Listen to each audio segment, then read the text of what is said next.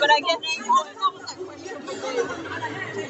What if the question would be I can't answer, I can't, and most people won't do that. So I think what he's doing is sort of saying to make it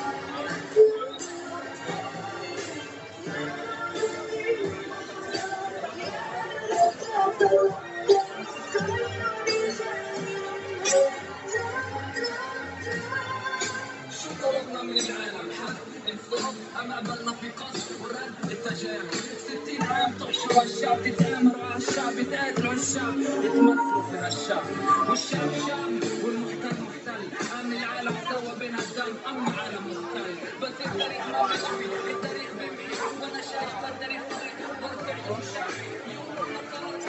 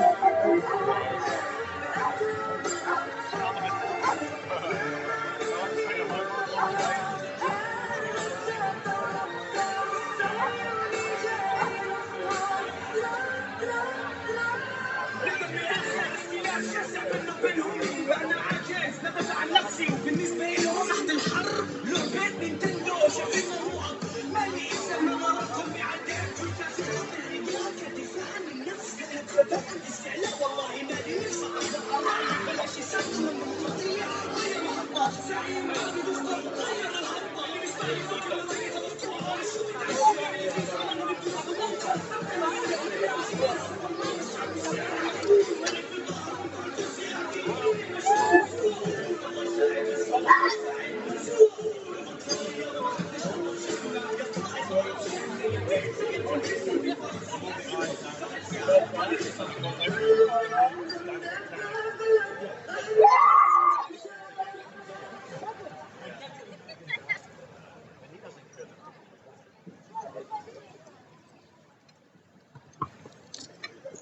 Go everyone! It's very loud. Even I know that's loud. Maybe we come down. Come in nice and close, everyone.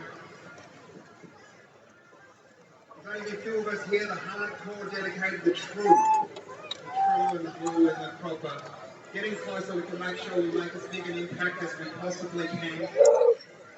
Tighten up, these are your families, these are your comrades, these are the people that you can look to your left and to your right to know that you can count on when times get toughest and times get roughest.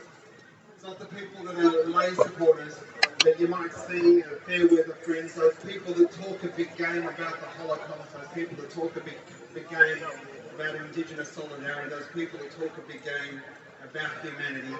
If you're humane, you are here today with us. You are here every week with Palestine. You're here every week with the struggle for everyone to be free. So a big round of applause to each of you.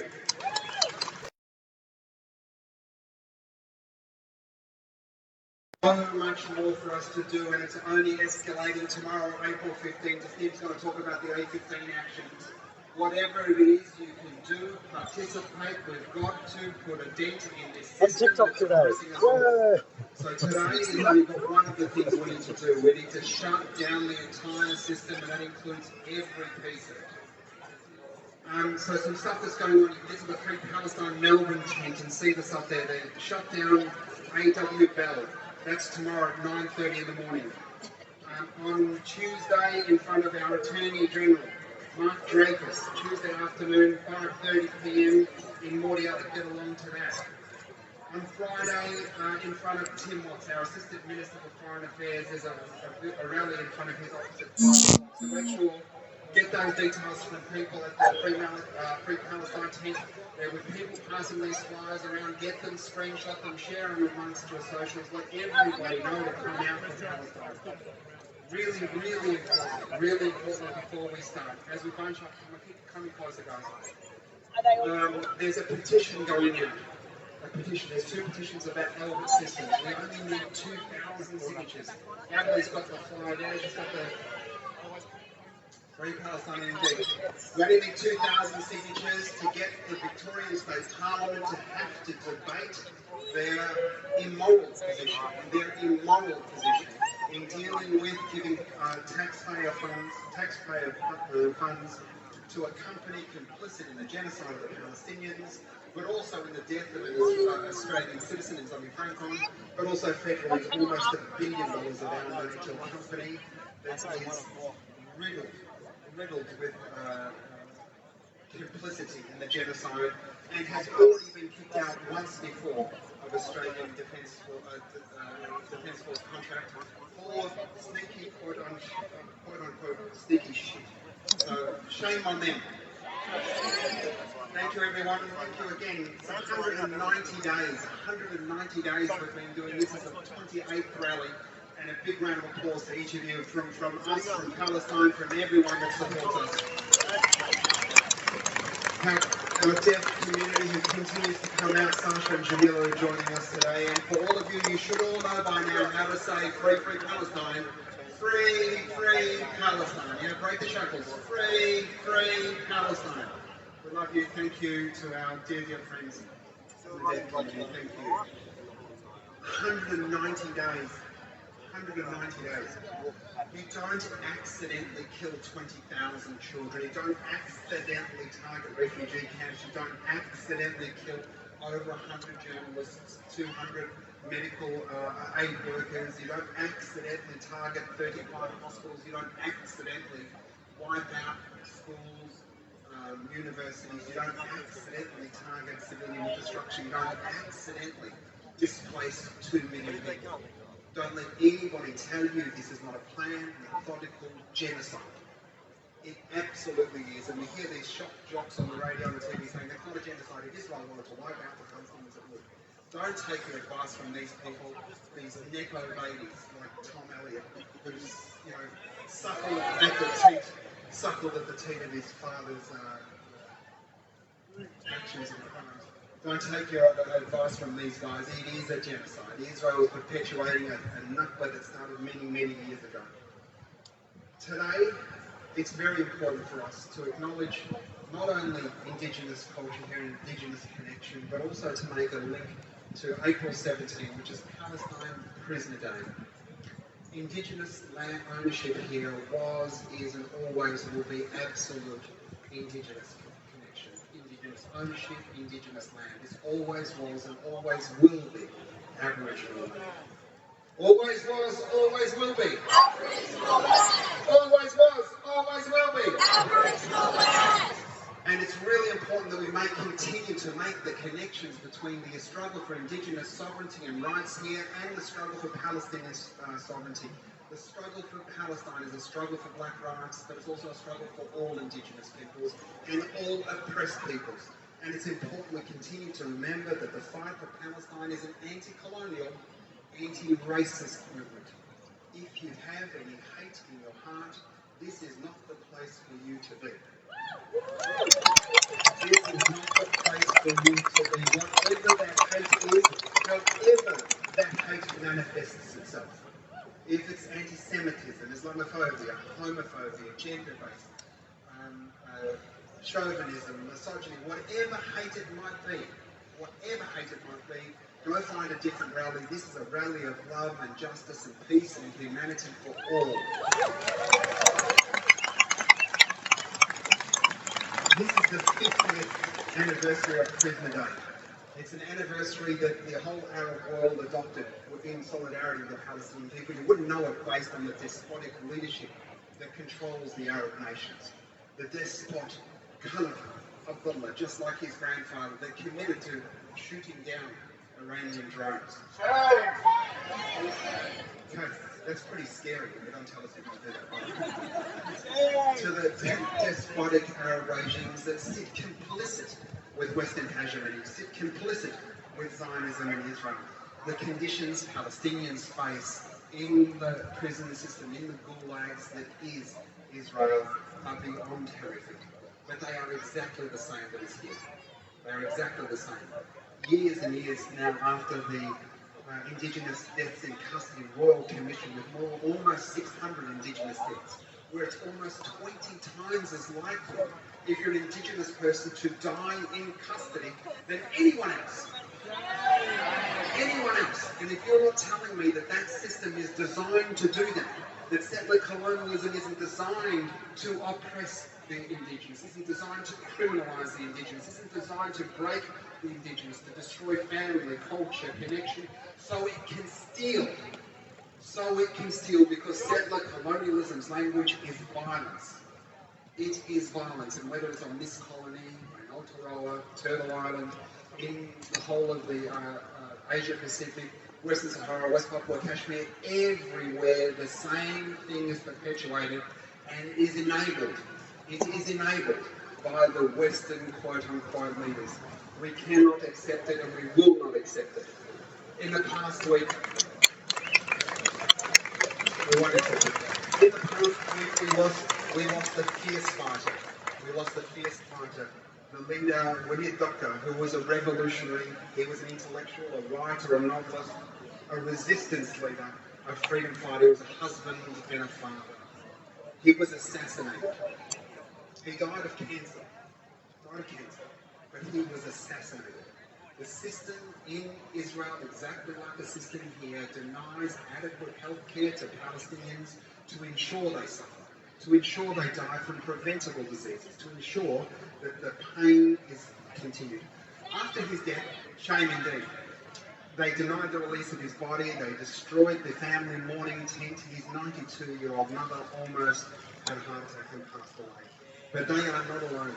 Walid is not alone. He is martyred with a long line of Palestinian intellectuals, Palestinian resistors, and Palestinian leaders, from Ghassan Kanafani to Abu Jihad, from Sheikh Yassin to Abu Ammar, to all of our leaders, to all of our resistance heroes, to all of the Palestinian people. All power to you, and from the river to the sea, from the river to the sea, nobody gets to choose who lead the Palestinians. During the week, our Foreign Minister Penny Wong said that she was committed to advancing the recognition of the Palestinian state, notwithstanding that Hamas couldn't be a part of it. Penny, you don't get to tell us who's in charge of us. You don't get to tell us. You don't get to tell us who leads us. The Palestinian people are a proud and noble people connected to a proud and noble land. We'll decide. We will decide who leads the Palestinians. It won't be some colonialist in a settler colony at the other end of the earth. Shame on you for even thinking you could say it. Israel government from 1976 to today is riddled with terrorists. It should be a shame on Australia that we recognise them. My friends, I'm honoured to be joined on the stage today by our first speaker, Julia Webb-Pullman, who's from Aotearoa. She's been riding from Gaza since 2011. Her work has appeared in Gaza Scoop, Palestine Chronicle, Global Research, Havana Times. She's an amazing, amazing intellectual. Al Jazeera, Green Left Weekly, and since 2014 has been focused on human rights, international law, and the war crimes being committed against humanity and in Gaza. Welcome, Julie.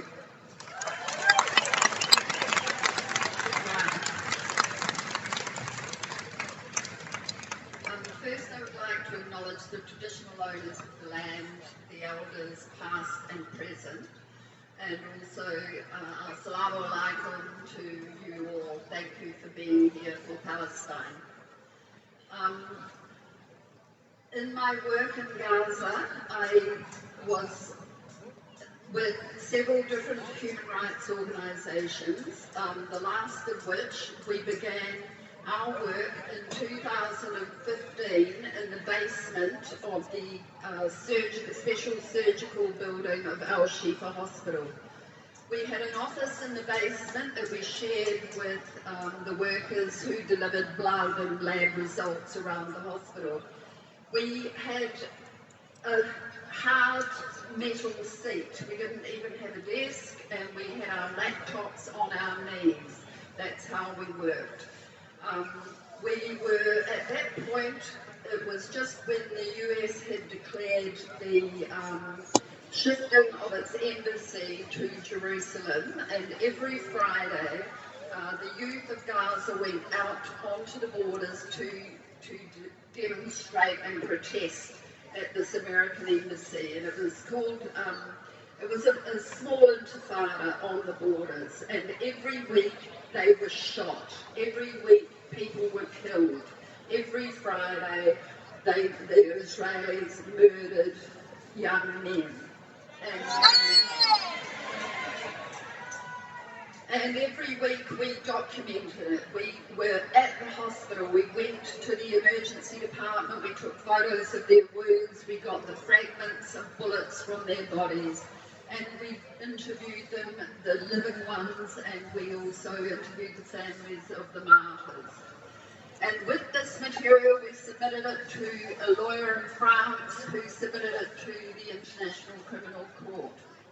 Now we continued that work right through the March of Return. From 2015 onwards, we were just continually doing this work. In that time, in 2014, the Israelis attacked Al-Aqsa Hospital. Now, one of the first jobs we did was documenting the attack on that hospital. We presented it to a Lancet conference in Jordan. We presented the evidence of the attacks, interviews from the people that had been in the hospital, patients, doctors, administrators, neighbours, people who had sought refuge there.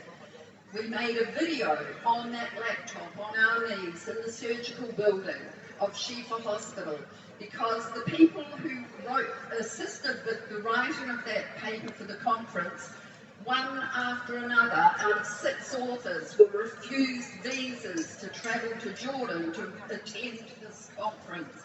So we made a video in case nobody could get through. Now that video, the last frame of it, asks the question, what will you do now to make sure this never happens again? Well, as we've seen, not just Al-Aqsa Hospital's been attacked, but every hospital in the Gaza Strip. There is no excuse that they did not know. They knew, because that was presented in 2016. The world knew. They did nothing. All of those accounts and testimonies were submitted to the International Criminal Court. They did nothing.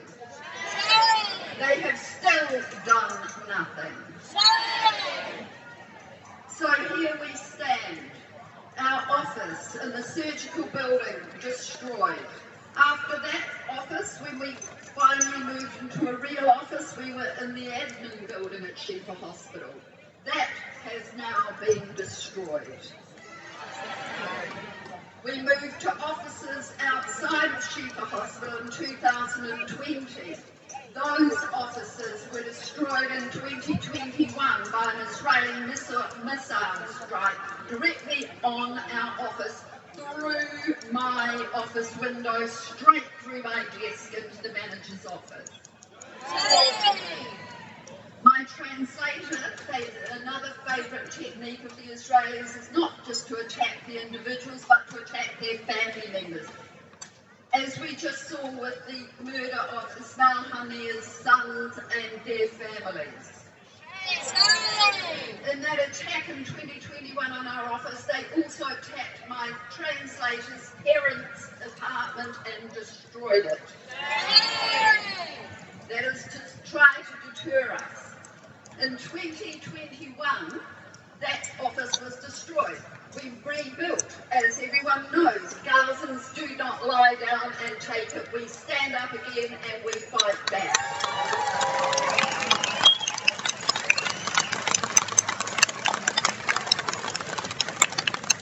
We rebuilt that office. They've destroyed it again. This is our fourth office. Now, that's our fourth and still counting. They've destroyed that again. But we will rebuild and we will carry on.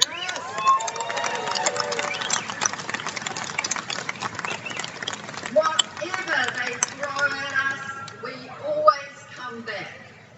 And I say we because I feel through all the 10 years in Gaza and my family in Gaza, and I am a Palestinian in my heart.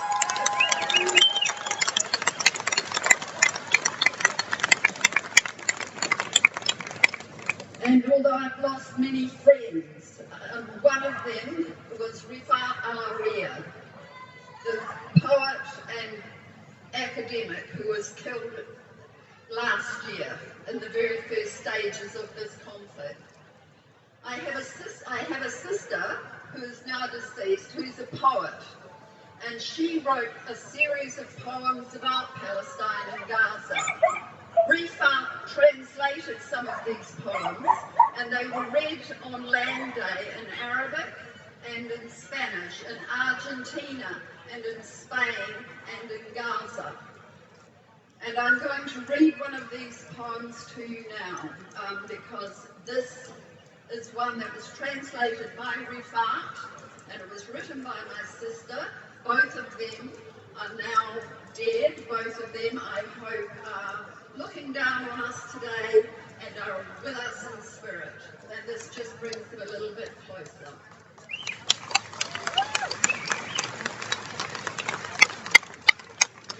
It's called The School of Gaza, and the poet is Mercedes Webb Pullman.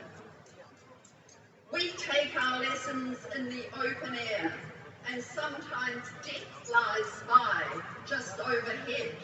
We've learned to stand our ground and not despair.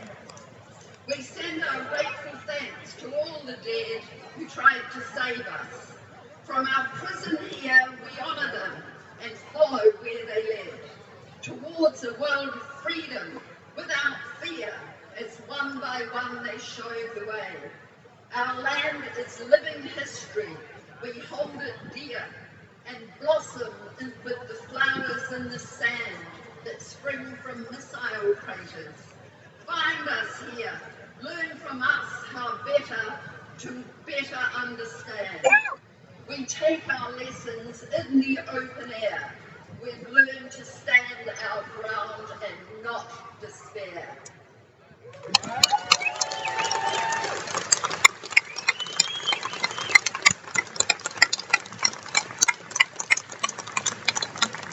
Gaza, Gaza, don't you cry. Palestine will never die. Thank you. Gaza, Gaza, don't you cry. Palestine will never die. Gaza, Gaza, don't you cry. Palestine will never die. Brilliant, thanks so much, Julie.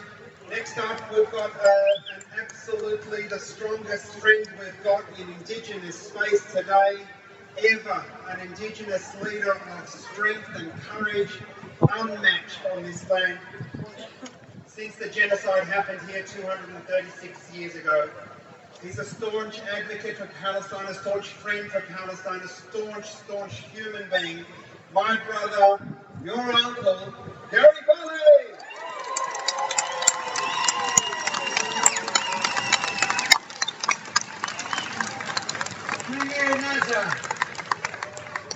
Greetings all. I've been missing in action for the last couple of weeks because old age is catching up with me and I'm not as strong as I used to be. But wherever I can stand and wherever I can talk, I'll be turning up here in support of my Palestinian brothers and sisters.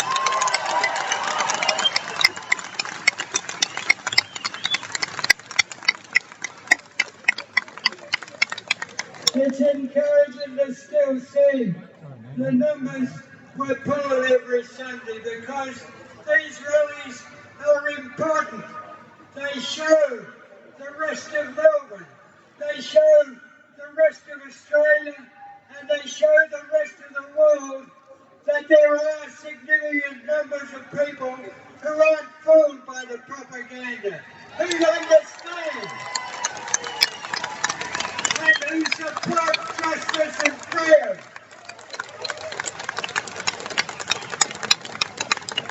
Well, I take time, but I just want to chuck a little bit of local history in. I always like to educate the people.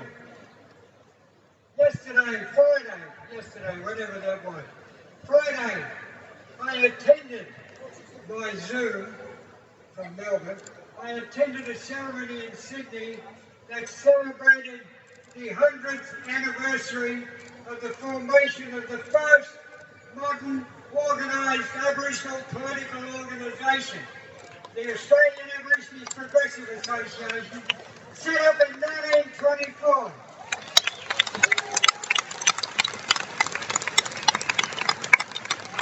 That organisation triggered and fed much of the resultant Aboriginal resistance over the next 100 years. My great-grandfather was the secretary of the Nambucca branch of the AAPA, and I hope by standing here today, I'm keeping up with his spirit in belief in justice and freedom. As I've said before, 50 years ago there were only two or three Aboriginal people and only about 500 non-Aboriginal people marching in Melbourne in support of the Palestinian brothers and sisters. That's why it makes me feel much stronger to see the crowd that's here today. But equally importantly, I see amongst the crowd every time I come here on Sunday, the younger generation of my grandchildren's generation, who've been doing me proud by turning up and some of them speaking in support. It's those young Aboriginal people and the young Palestinians and the young people in this audience that give me hope that there is hope for the future, folks. Maintain your reign.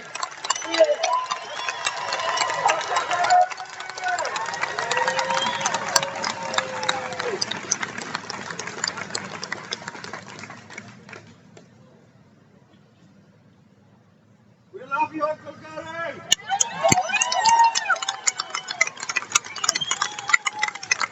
Always was, always will be. Aboriginal land! Always was, always will be. Aboriginal land! If you can lead a life half as love-filled as Uncle Gary. Yes. Half as love-filled as a man who's seen every deprivation, every lie used to justify the Holocaust on his people. If you can live a life half filled with love, as he has, you'll have lived a very full life.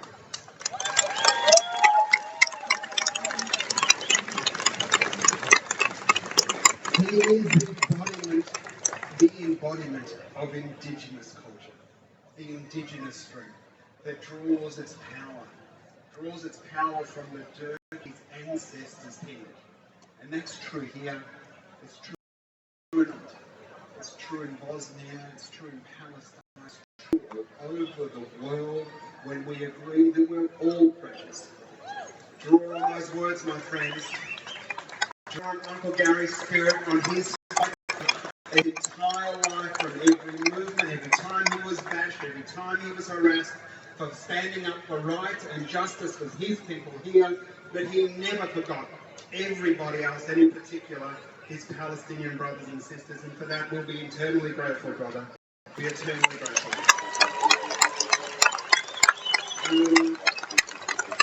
Next up, I'm very excited to introduce you all to our next Green Senator for Victoria, Steph Hodgson-May, who is the Green Senator-elect for Victoria and will commence her position in May. She's absolutely big clap, come on. She's a dedicated climate, environmentalist, social justice campaigner, strategist and policy maker. Most recently, Steph has worked at the head of the Pacific Strategic Climate Litigation for a major international not-for-profit, achieving landmark legal victories in deep allyship with Indigenous and frontline Pacifica communities. A big warm welcome to Steph. Come on.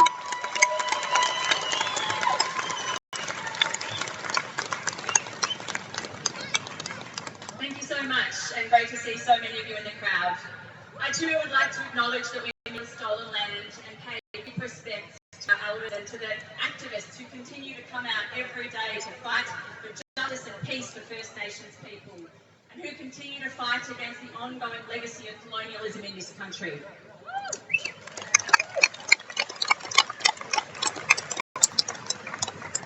Today we mourn the immense horror that happened in Bondi Junction and send our hearts to the people of Sydney, to the families of the first responders.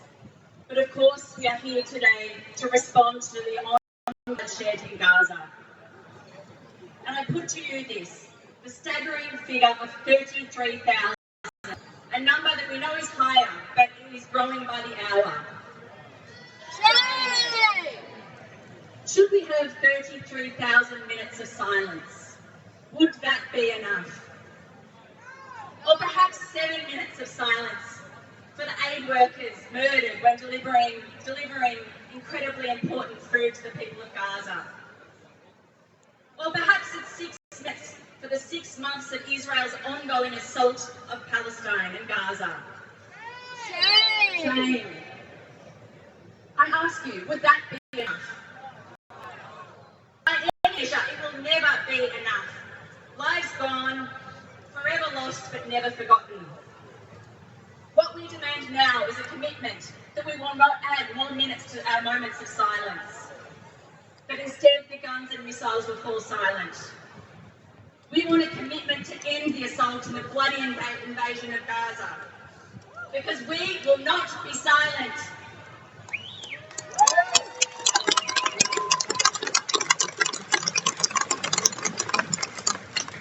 We from Prime Minister Albanese to Foreign Minister Senator Penny Wong, to stop backing the invasion of Gaza. We call on the government to stop military exports to Israel, including the $917 million contract with Albert. The bloodshed must end, and now. The UN's International Court of Justice, the world's highest court, has ordered Israel to end the famine in Gaza. This comes after the court warned in January against Israel committing genocide. So when the world's highest court says there's a case for genocide, we ask, why won't the Australian government act? When will it be enough? Has Israel heeded the court's orders? No. Has it stepped back from its invasion? No. Has the Australian government stepped up and shown political leadership or offered us some form of hope or action? No. Instead, this government has again tried to fool us with words backed up by no practical action. The Greens call immediately recognise Palestine, to end their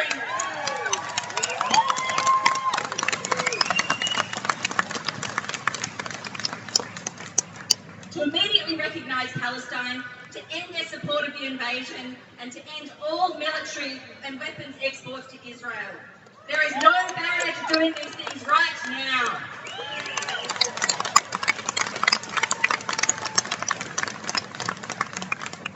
Without doubt, we all want the release of political prisoners and hostages and a safe return to their families. Their suffering can also never be forgotten. But in a deep part of the world, the answer will never be found in war, persecution, oppression, bloodshed or famine.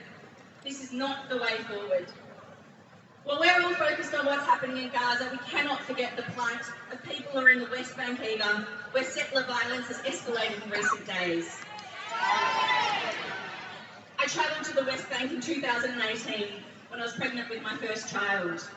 The child was foreign to the injustices taking place in this part of the region. I visited the refugee camps and watched as young kids kicked a can down the street and laughed furiously. Young children, too young to see the pain in their parents' eyes as they told us of life under the occupation. Days without water, food or access to medicine for their kids. Their daily reality, appalling, shocking and a stain on our history. And now is the time to end it. Now is the time to mourn the more than 13,000 dead children. Our hearts break. And I ask the Prime Minister Albanese, is that enough? It's time for this gutless Labor government to intervene in the ICJ case and to stop the killings.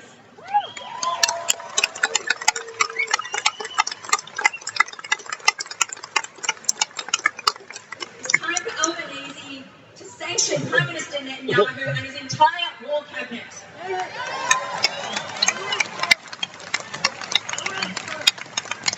It's time to stop the invasion.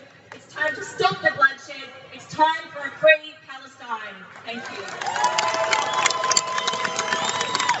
From the river to the sea. Palestine will be free. From the river to the sea. Palestine will be free. Bringing the energy now from the river to the sea. Palestine will be free. Hey guys, the team is going around. Don't forget, if you get a chance, QR code or cash, please support the crew to make sure we can keep doing these rallies.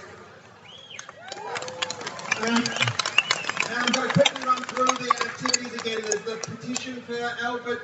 We need 2,000 signatures. So if you see that clipboard, sign it. The federal Albert petition. We've got A.W. Bell Monday morning, 9:30 in the morning. Tuesday night at Mark Dreyfus's office. Friday night in front of Tim Watts. Saturday, postcards. All of these flyers with the Free Palestine number. Make sure you pick them up. Don't just wave off the people that give these out. And also Friday night, 6:30 at Broadmeadows Town Hall for HTA. Get along to that one, 6:30 in the evening on Friday. Really important to make sure that Hume Council doesn't allow HTA to participate in the genocide. But next up, I'm really honoured to be joined on the stage by a man who understands what union business is, and I see a big chunk of union people here. Peace is union business. So we're joined by Tony Mavridis, who's the State Secretary of the Australian Manufacturing Workers Union. He's a boilermaker by trade, so you know he's got a strong handshake, so just be careful if you get close to him. A trade union member for 35 years. He's committed to fighting for a fair deal for Australian workers, both at work and in the community. And he's a strong supporter of justice for oppressed people all over the world. The AMWU is a proud supporter. He's got a power of work, him and his crew, for Palestine here on the Victorian stage, but also federally. Big welcome to Tony. Welcome, Tony.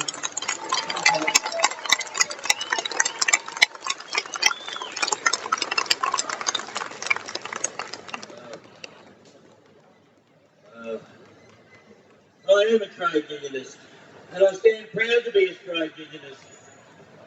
And some people think trade unionists are just about the workplace and representing workers. But to the AMWU Victorian branch, it's got to be a lot more than that.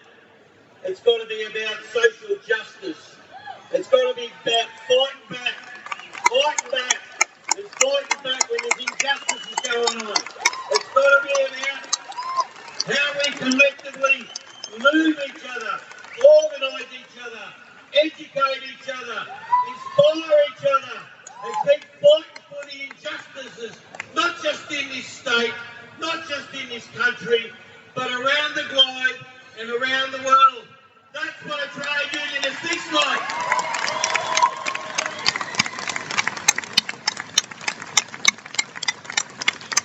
Brothers and sisters, when people ask me to get up here and speak today, I thought, I've got to put it in context. I've got to put these things in writing. So it's explained what the AMW Victoria branch is doing, not just now, but what it's been doing for the last 170 years of our existence, and what it intends to do in this battle, in this struggle around the globe, especially what's going on in Palestine. It's important that I put it down in writing, so I must put it down in writing because there's so much been going on, and I really don't want to fuck it up, right? Brothers and sisters, I'm glad to be standing here, not just with trade unionists. We're standing here with people that care, people that want to see injustices, people that want to see peace, people that stand up for humanitarian rights, civil rights, and everything that goes on within the trade union movement. We've always had a long and proud history of international solidarity with liberation, anti-colonial and anti-imperialist struggles. In referencing one of our great union leaders, the legendary Frank Sherry, the AMW has always had a vision for a world that's beyond Australian shores.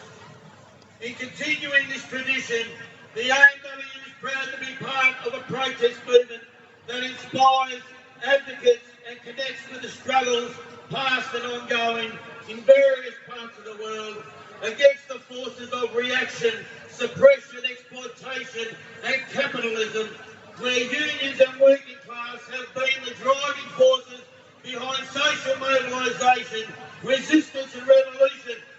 In solidarity with other unions, the AMW has a long, proud tradition of supporting and advocating for Palestinian people.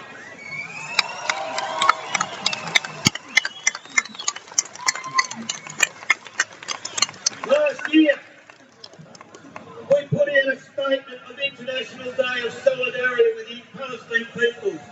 We then followed up with an international solidarity, cultural and political commemoration for Nakba with APEN. With other unions and rank and file members, we took to the ALP State Conference floor in October and a motion calling for the local federal government to recognise the Palestinian state, and we intend to continue this advocacy.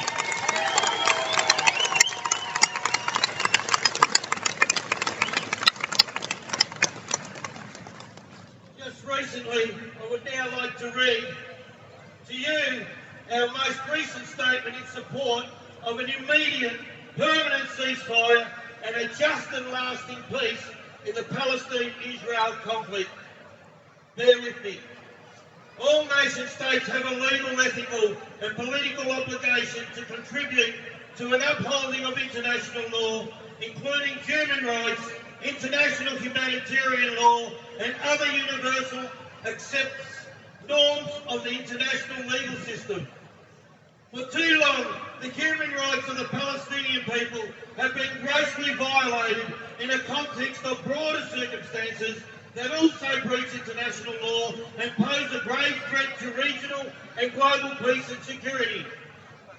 These violations began in 1948 with the violent displacement of some 750,000 Palestinian refugees from their ancestral homelands. These people and millions more displaced since have all been denied a right to return. Shame it is. The subsequent occupation since 1967 by Israel of the West Bank, East Jerusalem and Gaza continues to involve military occupation, illegal settlement expansion, land theft, violence, discrimination restrictions on movements, aid, trade and supply, and the subjection of the Palestinian people, thus creating a two-tier apartheid regime. The situation is intolerable and to the shame of the international community. While Gaza was cleared of illegal Israel settlements in 2005, the ongoing blockade clearly constitutes an occupation under applicable international law standards. It is beyond dispute that Israel is committed to policies designed to entrench the domination of one people over another in the territories of Israel and the occupied Palestine territories. Attempts to deny this or smear those who allege it are an attempt to defy truth and reality. These events and policies have involved the destruction of Palestinian society and the denial of legitimate national aspirations of the Palestinian people.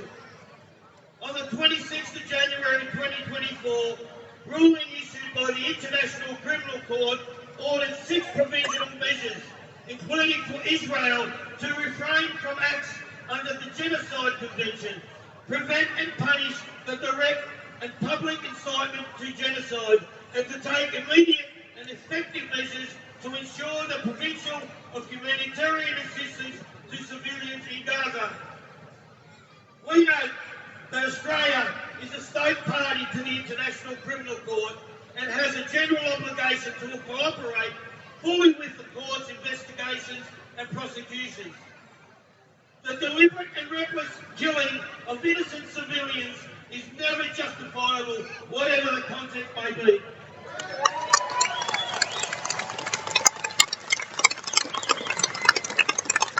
We demand the Australian government publicly advocate for an immediate permanent ceasefire, continue to call for the release of all hostages, and urge that all parties fully comply with international standards.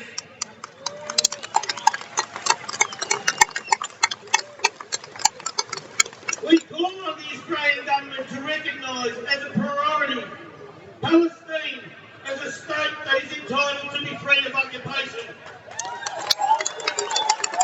We call on the Australian government to examine its relationship with Israel, with a focus on positively contributing to the resolution of this intolerable and dangerous conflict that threatens the people of Israel and Palestine, the broader Middle East region, and the entire international community. We welcome the Australian government restoration of funding of the United Nations Relief and Works Agency for the Palestinian refugees, and call for it to be increased and to contribute to Gaza's restoration once hostilities subside.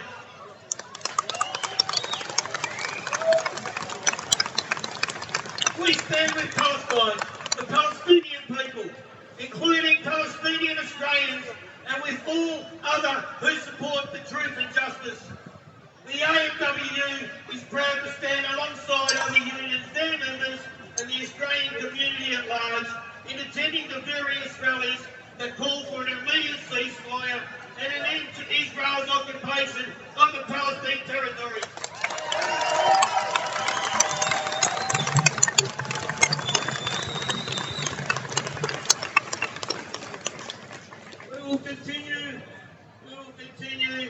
We will fight through the struggle for 170 years, like I said. Things like this is not new to the AMWU. It's how we organise. It's how we educate. It's how we fight back is the important thing when we bring people together. And when I look at people here together, we are made up of the collective, and we need to be disciplined, participate, and continue our struggle until we have freedom for the Palestinian peoples and justice for the Palestinian people, and Palestinians must have their land back.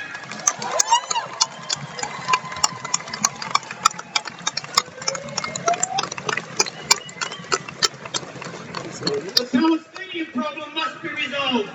That Israel as a dominant party just can't ignore the occupation and hope that in due course it will be forgotten and go away. You just can't push millions of people over 5 generations to your neighbours and expect them to just take it.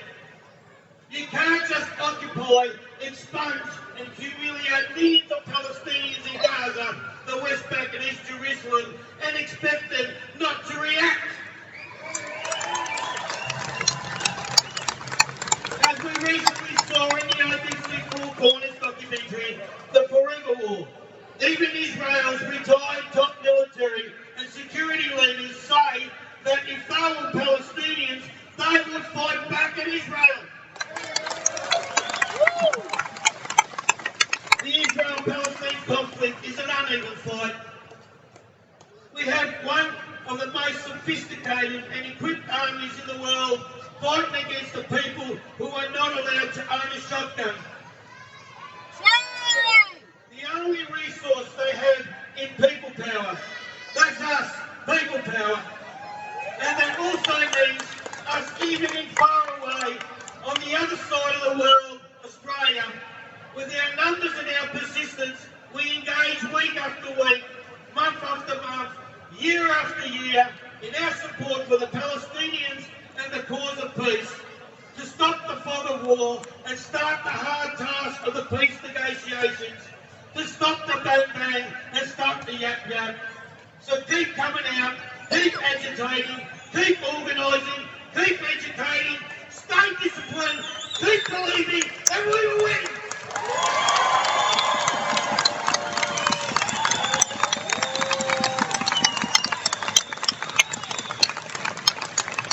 That, my friends, is a trade unionist way. And I invite you all on the 5th of May Day, the International Working Class people get together around the world to join us at Trades Hall and rally with us. And this rally, these people, this group, should lead the rally.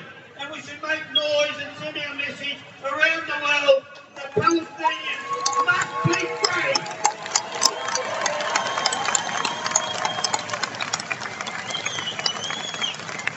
Free, free Palestine! Free, free Palestine! Peace is union business. You heard it. If you're not a member of your union, join your union.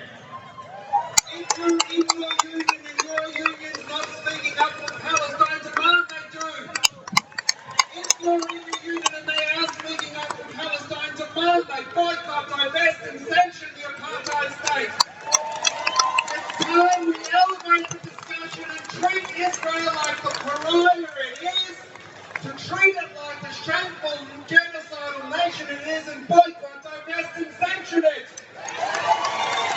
And that'll happen when the people get together, because the people united.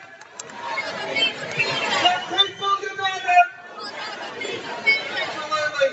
Something you can do, team, is make sure if you see the barcode, if you haven't signed up, next week we go stage 2. Scan the QR code, tell your friends and family to join the superannuation campaign. Our retirement funds should not be used to fund the genocide. They should not. Every superannuation company in Australia, bar a couple, invests in genocide using our retirement savings to fund that machine that is blood, dripping with blood, and it's past time for us to stop it. So make sure you get onto that. My friends, I'm very excited to introduce, actually before I do that, if you've ever marshalled before or would consider marshalling, please make your way to the stage after Christine speaks, please. Christine is a Palestinian Australian. She's an activist, an educator, an academic. She's a PhD candidate, a single mum. She is everything that is awesome about our Palestinian women, strong, resilient and fierce. Good luck. Good luck, Israel, dealing with our women. Join me in welcoming Christine, who's done a power of work in this movement over the past, her entire life, but especially these past 6 months. I don't know if she's even slept. Big round of applause for Christine.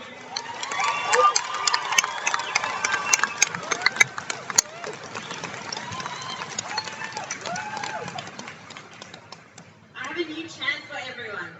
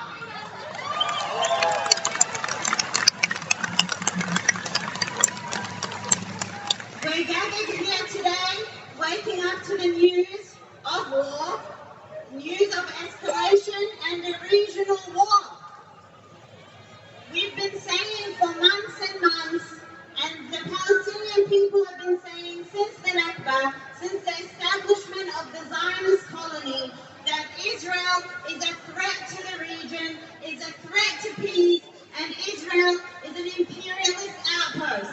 And we see that this morning very clearly.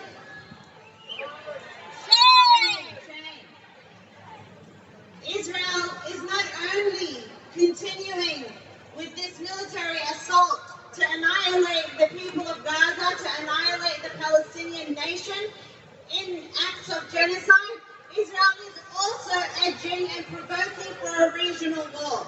That is fact. That is why it bombed the embassy of Iran in Syria. That is why it has been provoking, it has been assassinating leaders in Lebanon, and this provocation will lead to further massacres across the region. We know that when there is war, it is people like us, regular people like us, who are poor, who are underprivileged, who are not from the ruling class, who are not from the war profiteers, that will suffer. And we see that in Gaza. We see that the people of Gaza have been subjected to an ongoing siege. When they stood up in October 7th, they were met with air bombings and the strongest forces armed by Europe, armed by the United States, and also, this is fact, armed by Australia. We know that this is how imperialism works.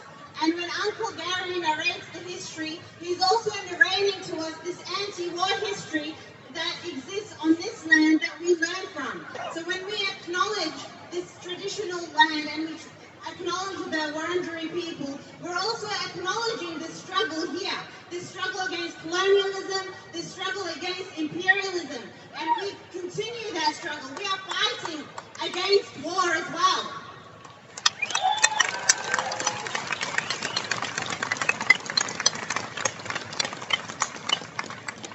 It's important for us to show up, and this is really inspiring to see that all of us are here exactly because we feel that urgency and we understand what is at stake.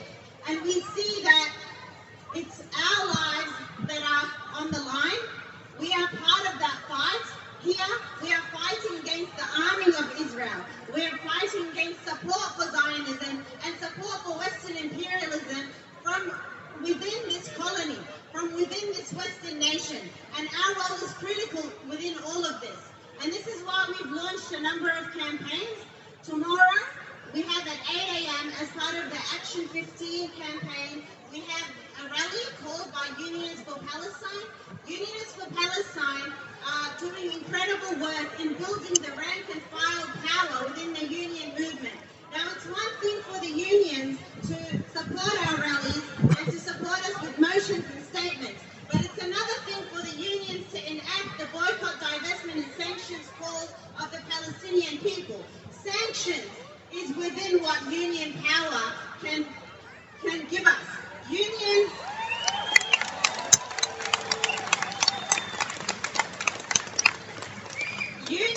can call and they can just impose those sanctions. We don't need to wait for Labour to be reformed.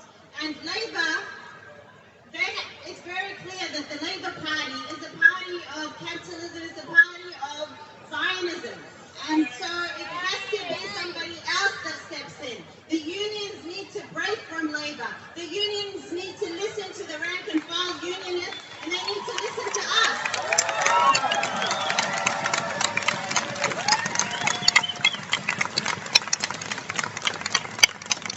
The unions need to call for tools down, and that is what is necessary and urgent in the midst of genocide and war. And so I want you to think about that and think, what is appropriate in a time of war? What is appropriate when there is about to be, when we are at the brink of a regional war? I think sanctions are justified and resistance is justified.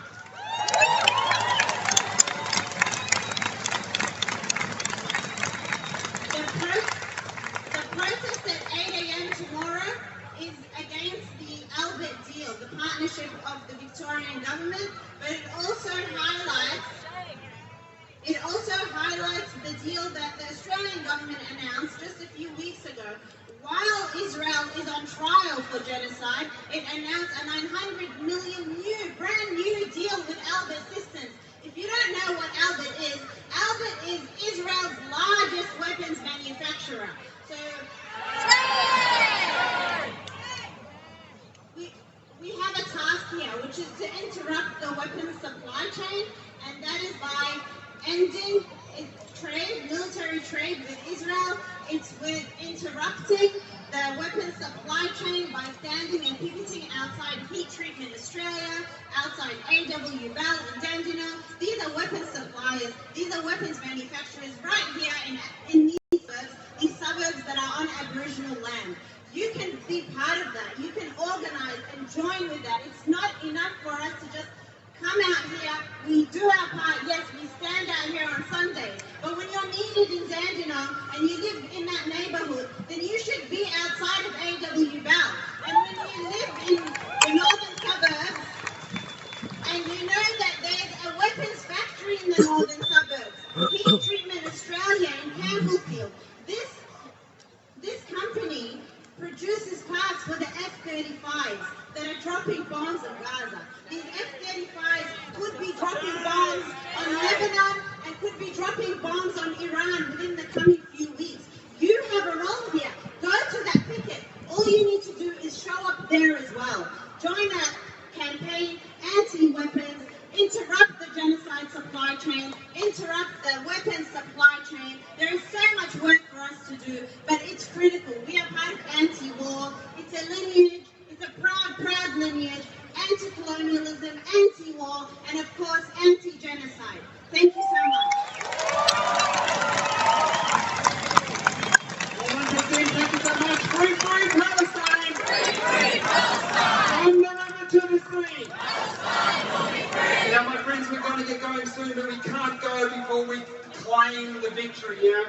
We can't go till we claim the victory. Let's be clear, Israel has been defeated. It has been defeated. No one's written the autopsy yet, but the defeat is absolute. It's absolute, and in the future we'll write back and say the date. The date peak Israel was October 6th. Peak Israel was October 6th. The fourth most powerful army in the world, much vaunted, and the technology that it sells to other despotic regimes, gone. All of its sophistication, all of its technology, all of it smashed. Smashed in Gaza, smashed by an indigenous people that are unconquered and unbroken and still standing strong and proud. Diplomatically smashed. Diplomatically smashed. Who wants to be its friend today? Could you imagine saying you're a friend of Israel today, how well and welcomed you'd be in the real world? Leaders are too scared to go to dinner because they know they're going to be confronted. They're going to be confronted. Today, Spain is running around the whole of Western Europe, urging countries to recognise the state of Palestine. Strategically smashed. Strategically smashed. It used to be an asset. You know, Biden said if there was not an Israel, we'd have to create one. Who thinks they need Israel today? It's a shame, and there's no strategy. Israel is a liability today. It adds no value to anyone or anything. The veneer that Israel sold to the world of respectability, of normalcy, of whiteness, of acceptability, of a beacon in a hostile land has been smashed. Has been smashed. The world has seen Israel for what it is, what Palestinians have told the world it is, what we've known genocidal Zionism to be. It's a white supremacist, ethno-nationalist ideology rooted in every evil ideology known to man, whether it's misogyny, whether it's racism, whether it's settler colonialism, every level of hate known to man. And there's no turning back now, Israel. You're not putting that genie back in the bottle. We all know who you are now. And now, the We're on the cusp of a regional confrontation. And frankly, we've been on that cusp for 6 months. For 6 months, we've been worried about what might happen, how it might flare up, and for 6 months, the world could have stopped it. For 6 months, Biden could have stopped the aid. For 6 months, Macron. For 6 months, Sunak. For 6 months, Elba. For 6 months, the West could have stopped it and didn't. That's why their legacies will be tarnished by their complicity in this genocide. There's no rest for these war criminals. Israel continues to drop bombs on southern Lebanon. Israel continues to bomb Syria. It didn't just start now. On April 1, when Israel bombed the Iranian embassy in Damascus, and killed 11 people, that was the elevation. But what has Israel done now? Pivoted the conversation. Who's talking about Gaza anymore? Exactly what they did straight after the ICJ case. They said UNRWA are full of terrorists. Who's talking about Gaza anymore? Exactly what they did when they assassinated Zoe Francon. Who's talking about the fact that there's no aid in northern Gaza anymore? Israel is practiced in obfuscating and making you look over here while they're doing something dirty and despicable over here. Shame! Let's be clear, a war with Iran is not Iran started it. Iranians have been assassinated. Israel has assassinated their scientists. It's bombed their oil refineries. It's launched cyber attacks. It's blown up pipelines. The embassy in Damascus. This is no recent flare-up. So as the world watches some suicide drones, I don't even know what a suicide drone is, but it's apparently newsworthy now all of a sudden. As the world watches that, and Netanyahu's managed to switch that narrative, don't forget what our fight is for. Our fight is for a just world, and it starts in Palestine, it starts in Gaza, and it's going to liberate all of us. The domino is there. The first domino is there. Keep fighting, keep coming out, keep showing up, fighting your workplaces, be visibly Palestinian, wear your keffiyeh with pride, wear a pin, make our politicians know that Palestine is number one, that their position on Palestine will be how you vote. We must hold our elected officials to account, and it starts the very next election, but starts now in front of their offices every time you get a chance to meet them and say so. And a final message to the despots that are ruling our Arab countries. Shame on you. Shame on King Abdullah, MBS, on the Emirates, on all the Arab regimes complicit in this genocide. It's enough to be betrayed by settler colonialists. It's enough to be betrayed by empirists. But to be betrayed by you sycophants, history will judge you poorly. Hell will welcome you. Hell will welcome each of you. Rise up, Arab people, defend Palestine, defend the Palestinians, or we will all be free. Let's march! Free, free Palestine! From the river to the sea! From the river to the sea! Gaza, Gaza, don't you cry! From the sea to the river! We live forever! We'll live forever! Let's march, everybody! Free, free Palestine! Free, free Palestine! Free, free Palestine! Free, free Palestine! From the river to the sea! Palestine will be free! I'm lost the kid.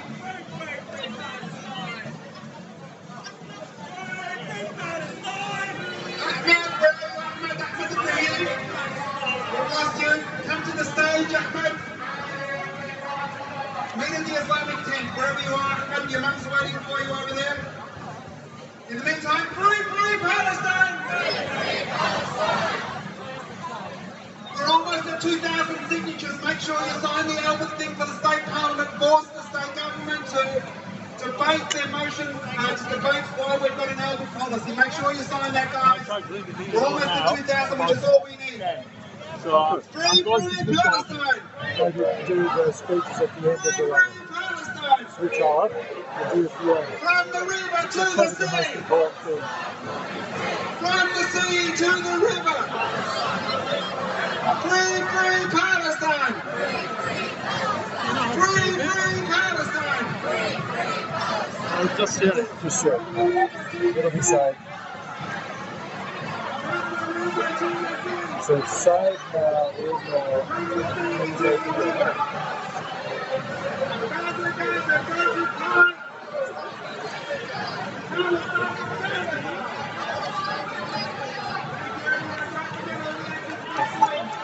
Good.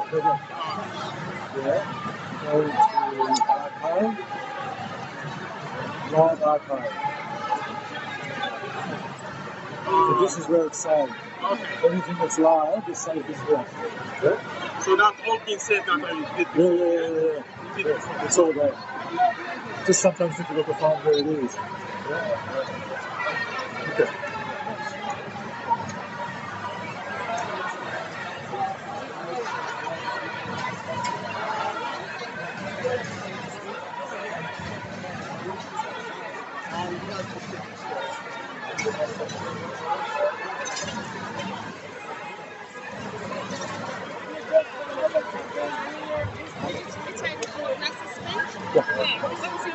My name's Greg. So it's all on the Free Palestine Melbourne Instagram and TikTok. Yeah.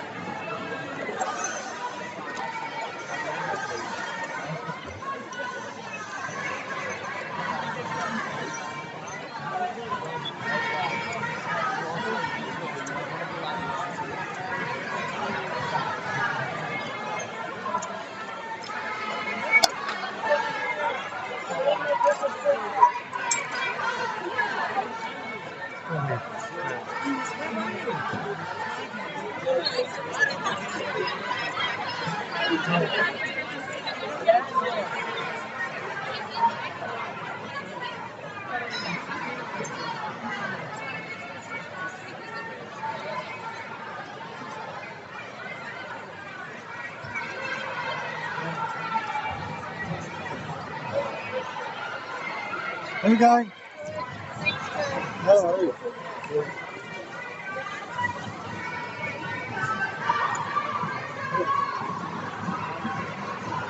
Hi, how you doing?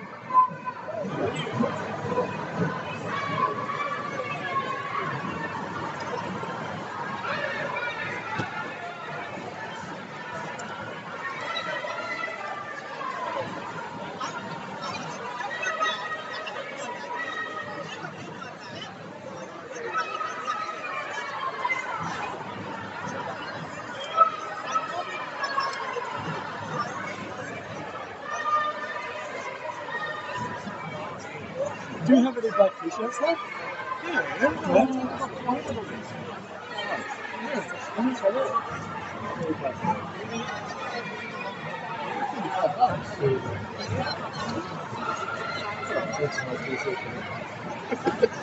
You have a vast collection, right? Yeah, it's like every big, every bad, like all my photo t-shirts, it's just like this pile. Got a separate closet there. I'm trying to get the paperbacks. Yeah. See if I can use streaming tonight and the young crowd. What's that? Large and medium. They've got every size. So we only put me and Lisa organised. We used to put them up only a week ago, so we've got every size.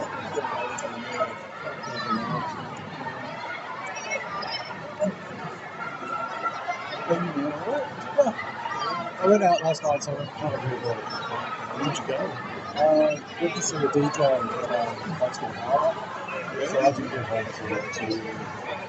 It's been 4. Yeah? You can get out. Yeah. I want to go see Carl Fox. I think he's playing soon. Yeah, Carl Fox, yeah. He's the best, mate. He's pretty good. He's unreal.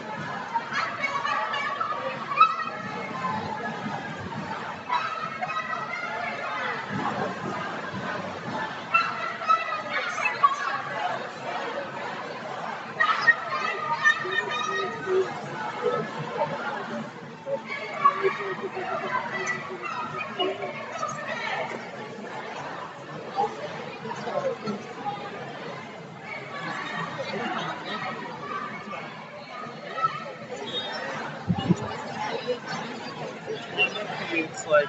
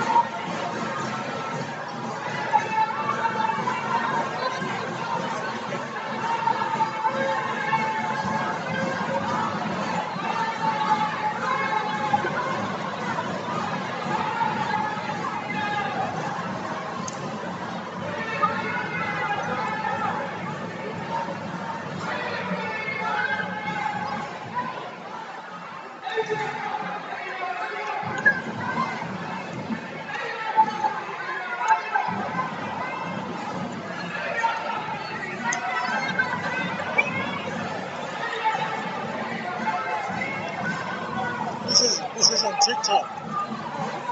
1.4 thousand views.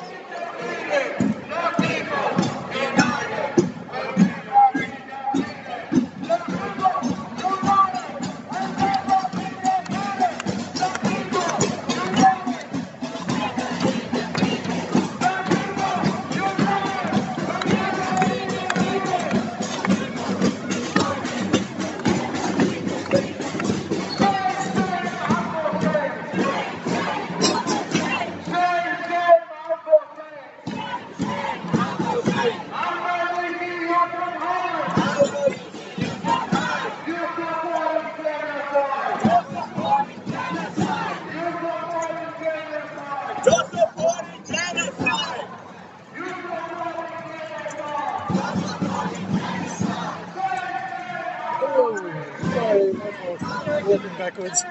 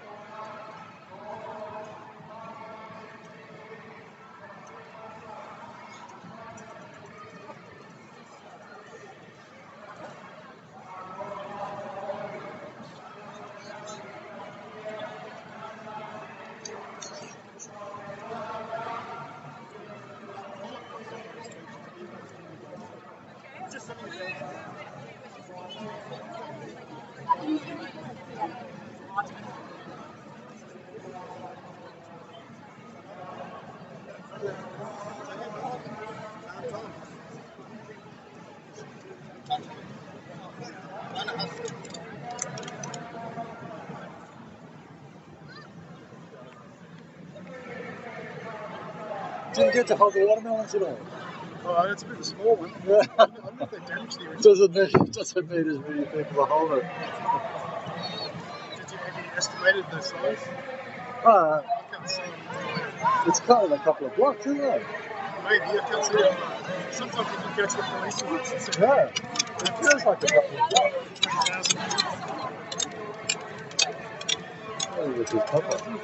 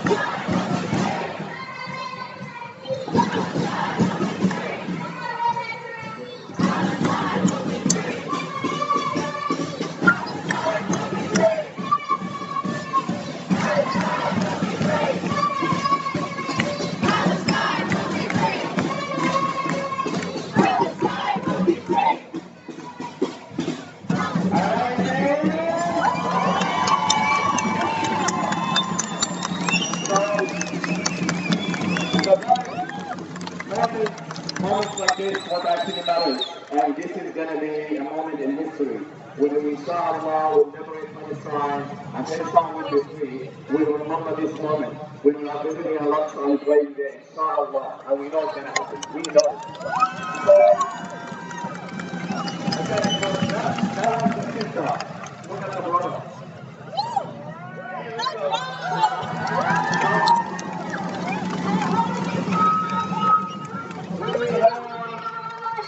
We have ages like this, fighting for freedom, for Palestine, for humanity, for getting life for every human being there. We know we're going to win. Because that's what we have. They don't have that. All they have just money. And we can't win it. So,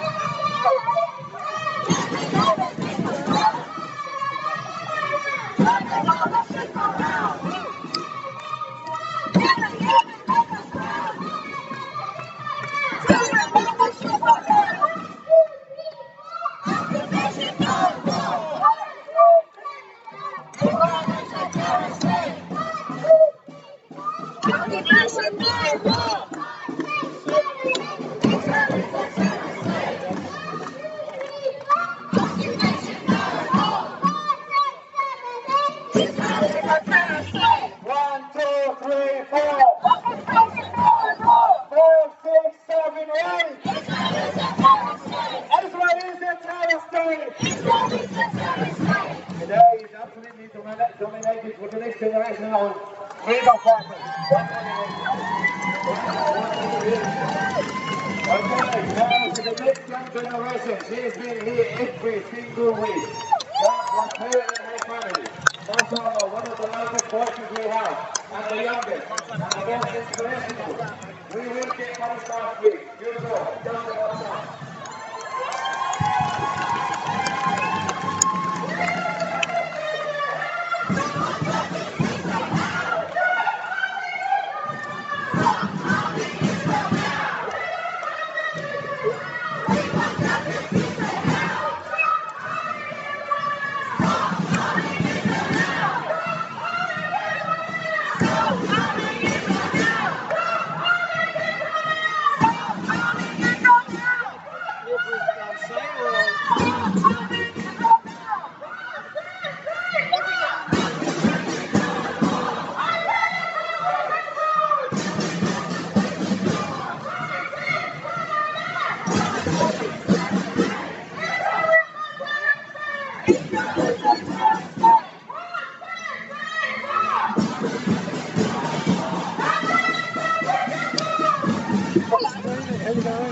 Where's the cinema then? I'm good.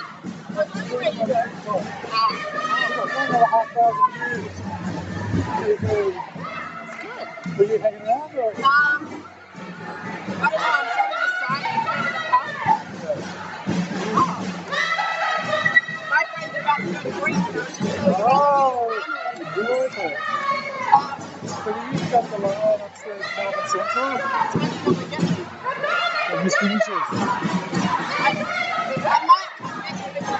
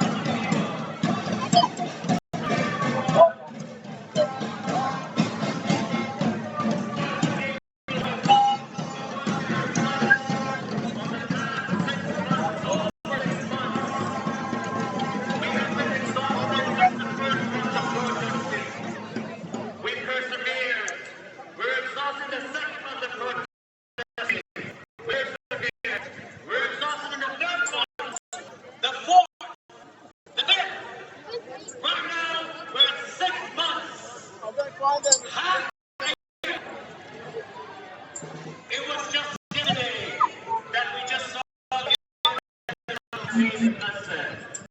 It was just yesterday that we saw them from the first hospital in Gaza. Right now, only 13 of the 39 hospitals are partially functioning. Leave the kids alone! It was just yesterday that we saw the first buildings being bombed. Now we see 70% of infrastructure flattened. Shame! It was just yesterday that we saw the genocidal intent coming out of the ministers' mouths, saying that we are human animals. Every one of us is a target. They have truly shown that in their actions. Their intent and their actions have been made clear. And that's why there is very little defense for them on the international stage in the ICJ. May they be charged with genocide, and may Israel be legacy stained with the blood of the innocent Palestinians that they have killed in the last 6 months, in the last 76 years and beyond. Brothers and sisters, this week we have celebrated or half celebrated Eid, the conclusion of Ramadan. It was a bittersweet moment for us Muslims, because usually this is like our Christmas. It's even better than Christmas, to be honest. Every Muslim that I know loves the Eid, and yet this month we just didn't feel like celebrating completely. It was completely bittersweet. Where there were smiles, a bit of us was sad. Where we tried to celebrate and just be healthy, be happy with our loved ones, a bit of us just had to feel something for the people in Gaza.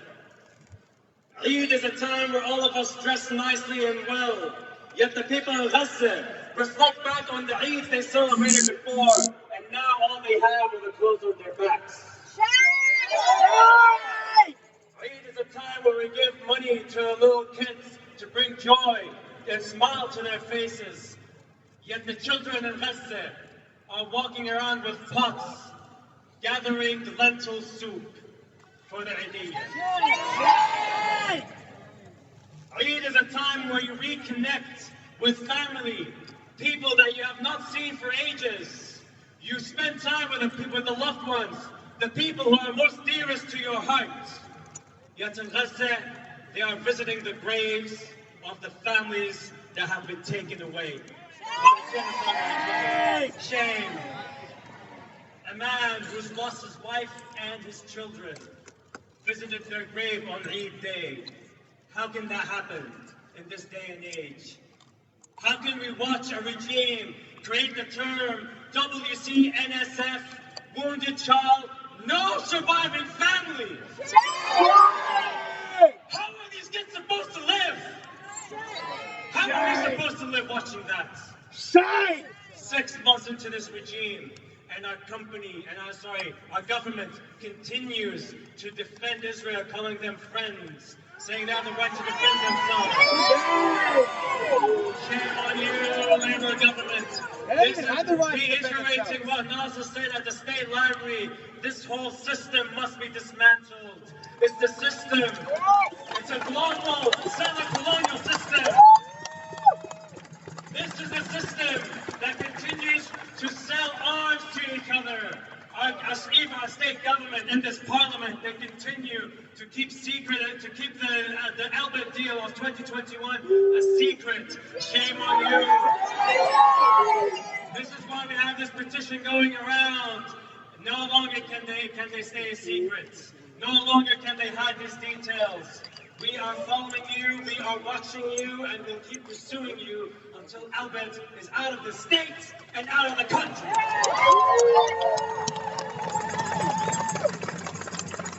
It doesn't matter if Albert is creating arms for us, contracting with a genocidal institution, not in our name.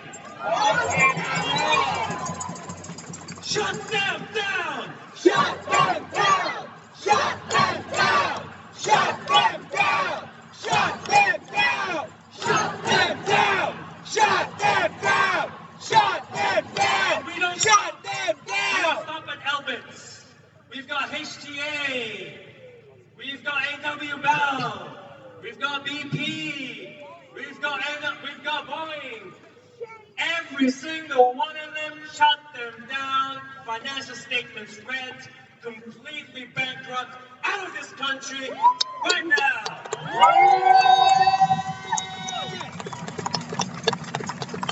When I say HCA, you say shut it down. HCA! Shut it down! Boeing! Shut it down! AWL! Shut it down! Elbit Systems! Shut it down! BAE Systems! Shut it down! Holdem Systems! Shut it down! Holdem Systems! Shut it down! Holdem Systems! Shut it down! Brothers and sisters, before I introduce the next speaker, one more thing I'd like to say.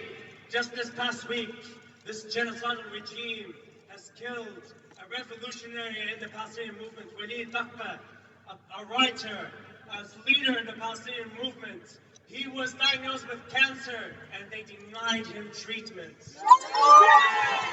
They denied him treatment knowing that he was diagnosed with cancer. They let him, they tortured him to death. And what do they do when they hand the body back to the family? As they bury him, and they're there burying his body, they come in and they abduct the people who were attending that ceremony, that funeral. That is the genocidal regime that we're dealing with. They have made it so easy for them to be caught and to be charged with genocide. The hardest thing to charge with genocide is the genocidal intent. Yet they have made it very clear. Israel, your time is coming. You will come to an end. And we will Palestine is free, and we will return to Palestine as a liberated people, and we will take you with us, all of you, our friends. So thank you for showing up every week for us and every day for us. We do not take you for granted. All right, now I'd like to welcome our next speaker, who is, she's basically my sister, really. May Sef is a Palestinian woman and a long-time Palestine activist and community organizer, a member of Free Palestine Melbourne and the Palestine Community Association of Victoria. Please make May very, very welcome.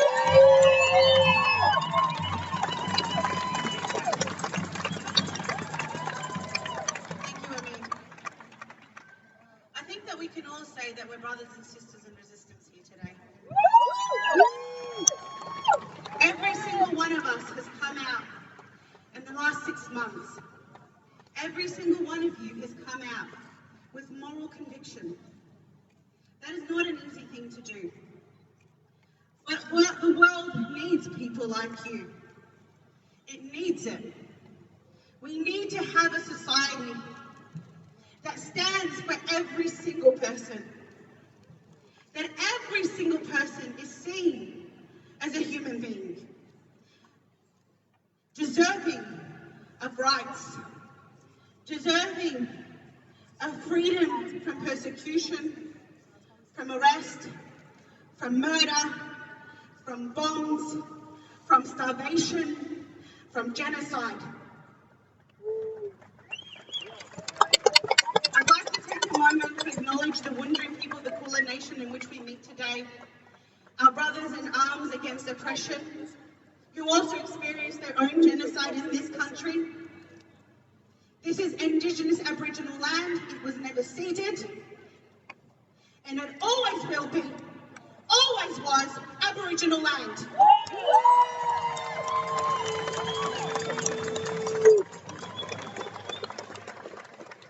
Just like our brothers and sisters here in Australia, our Indigenous communities, Palestinians are languishing in Israeli gulag prisons.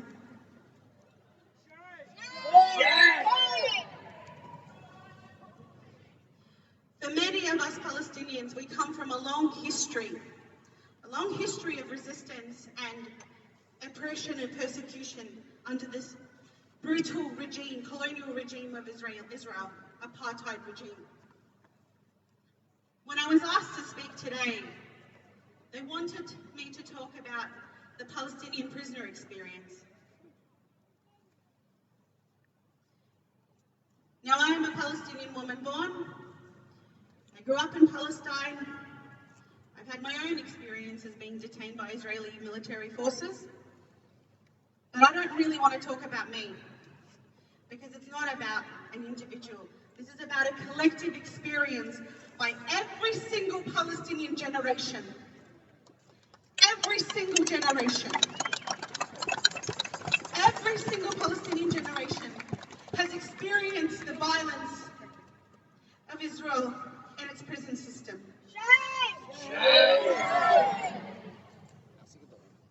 When I think of Palestinian prisoners, I think of my grandfather, who spent 8 years in an Israeli prison. He was a writer, he was a poet, they called him a Sha'al al-Qarawi.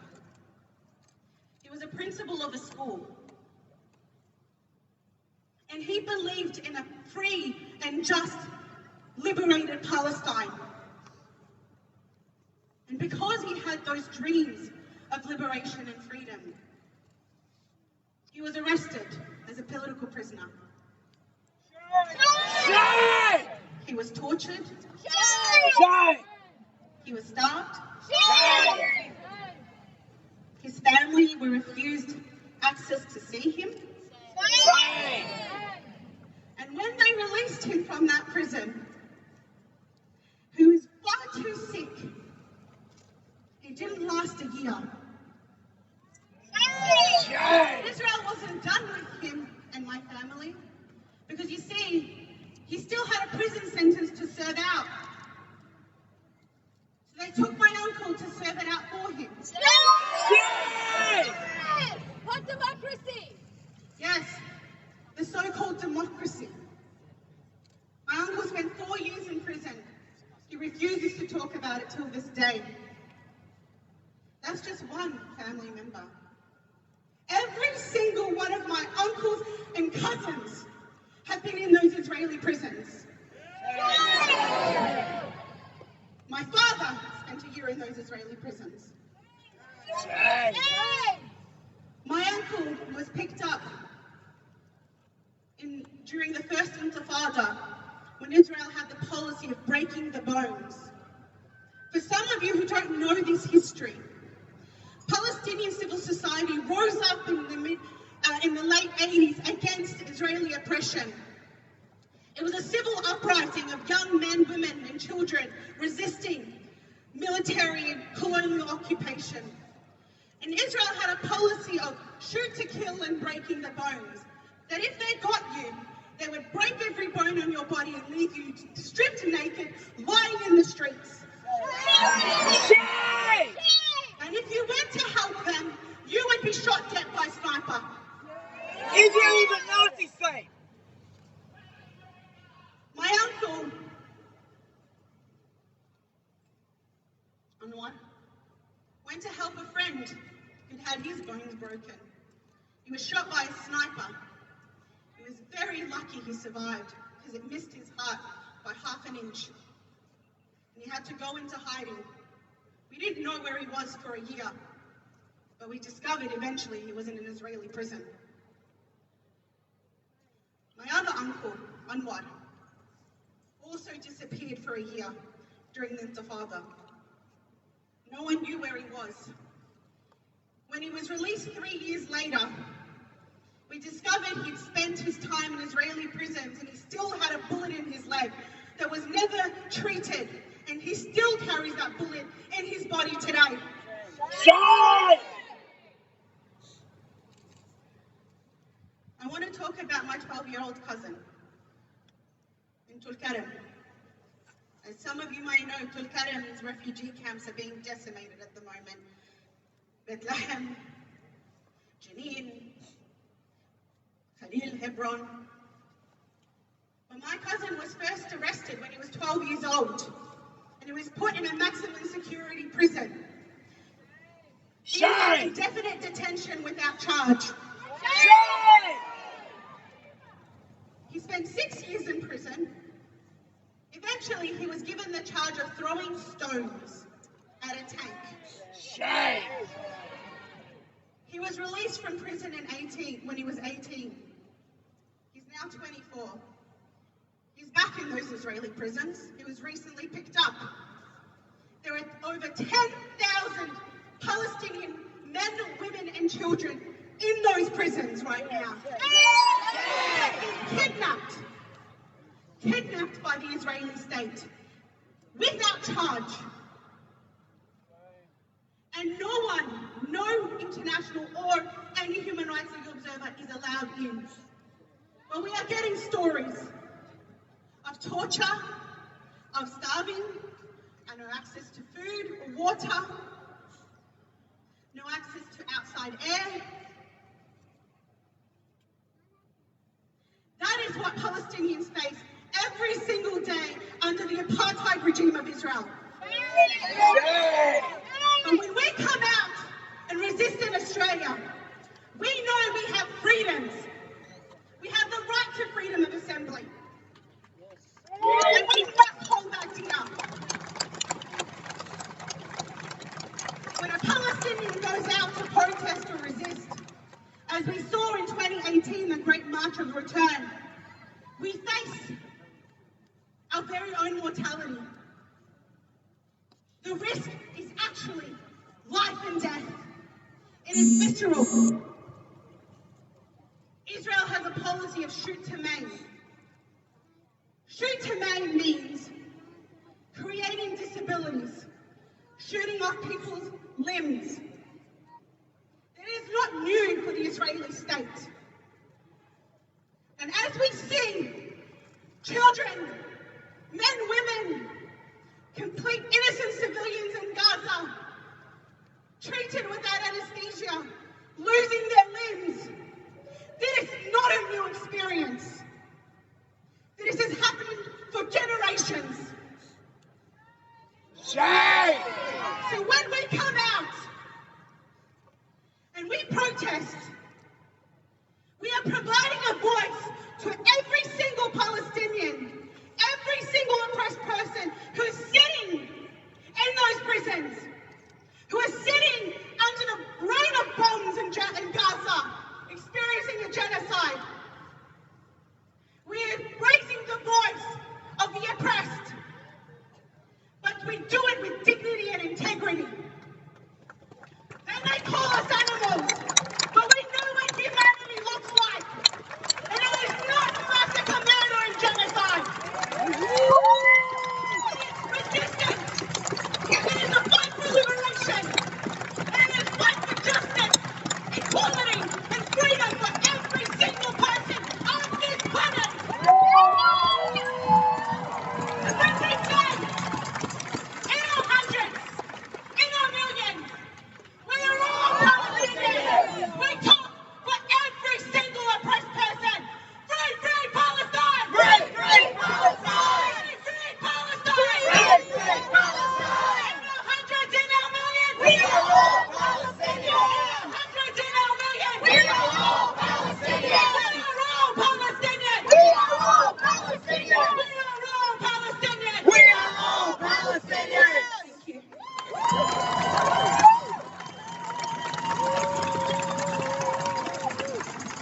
In our thousands, in our millions, We are all Palestinians. in our thousands, in our millions, We are all Palestinians. from the river to the sea, Palestine will be free. from the sea to the river. Palestine will live forever. Will live forever, brothers and sisters.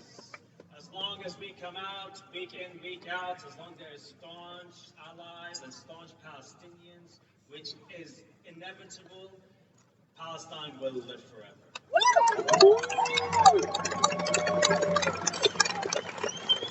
Now, brothers and sisters, tomorrow is April 15th. It is a global day of action. The intention is to disrupt the economy on a global scale. The governments have not listened to us for these past 6 months when we have petitioned, we have rallied, we have emailed them, we have tried meeting with them, we have picketed outside Albanese's office. Yet, they refuse to engage with us. Yet we know for certain that when a Zionist calls them on their phone, they will drop everything and pick up the phone right away. On them. This is what it's led to. We have had to take drastic action just to be listened to. just to be engaged with. Yet, they know that they have refused to engage with us, and they continue to demonize us. Shame us for taking such actions. Brothers and sisters, we are taking these actions because we have to. We have to. If the government will listen to us when we take drastic action, then let it be through drastic action that we will take. Let's disrupt. Let's make sure Palestine is seen, is heard. Palestine is in everything that we do. It is in every breath we take, in every fiber in our muscles, in everything that we see. Palestine is everything for us. We are the resistance. We are the freedom fighters, and we will be the ones marching back to Palestine when it is free and liberated.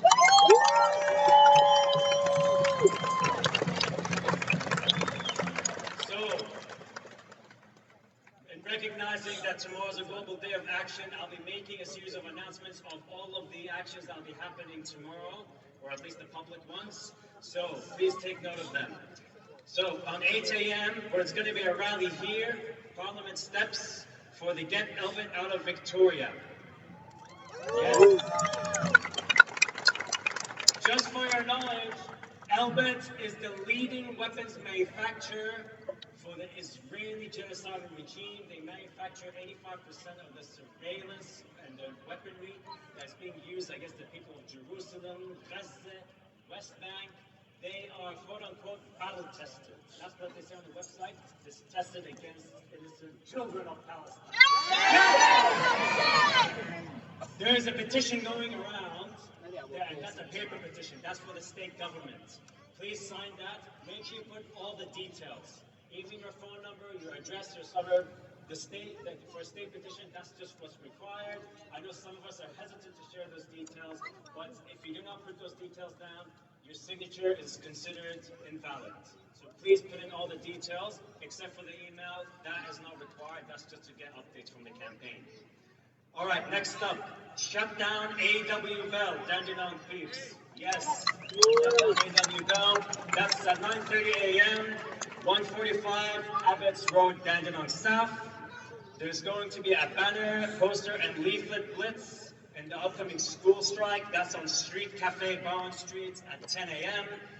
11 a.m., there's going to be Speak Out for Palestine, 700 Swanston Street. BP Out of Palestine Rally, 717 Burke Street, Docklands. And last but not least, for sure, we're going to be demanding the Council of Hume to shut down weapons manufacturing in Hume, specifically in HTA. Shut them down! Shut them down! Shut them down! Shut them down! Shut them down! That will be happening at 6:30 p.m. at the Broadmeadows Town Hall. Brothers and sisters, let's try and engage in as many actions as we can tomorrow. Tomorrow is going to be a historic day for the movement as we make Palestine known around the world.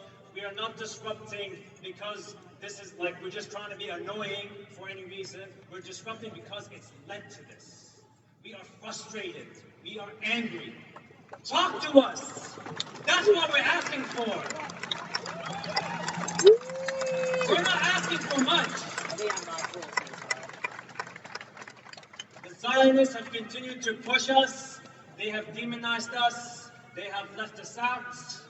And they use their propaganda to continue to push this. All this Hamas started this propaganda. Brothers and sisters, this didn't start on the 7th of October. This started way before. We all know that. We all know that. And they can keep pushing this propaganda as much as they want. It can only work for so long. The truth is coming out. People are waking up to the lies that is the Zionist regime of Israel.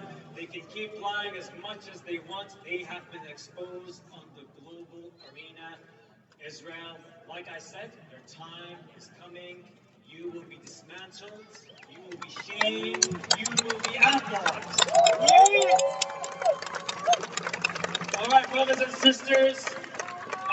conclude the rally here. If you want to stick around with the Sit Intifada crew, you can stick around here. There's also Camp Sovereignty and so-called King's Domain. You can head there to stand in solidarity with our Aboriginal brothers and sisters.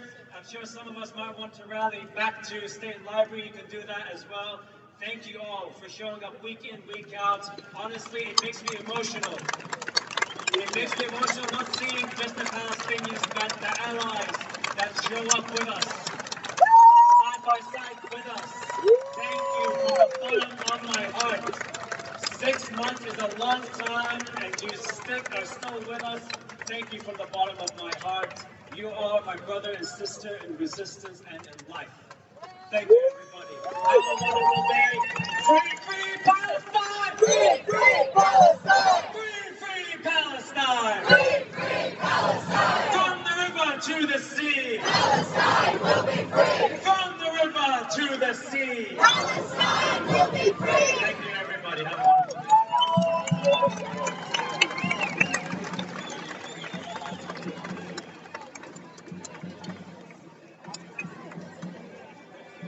Try and come down and everybody does. You are amazing. Watch your attitudes.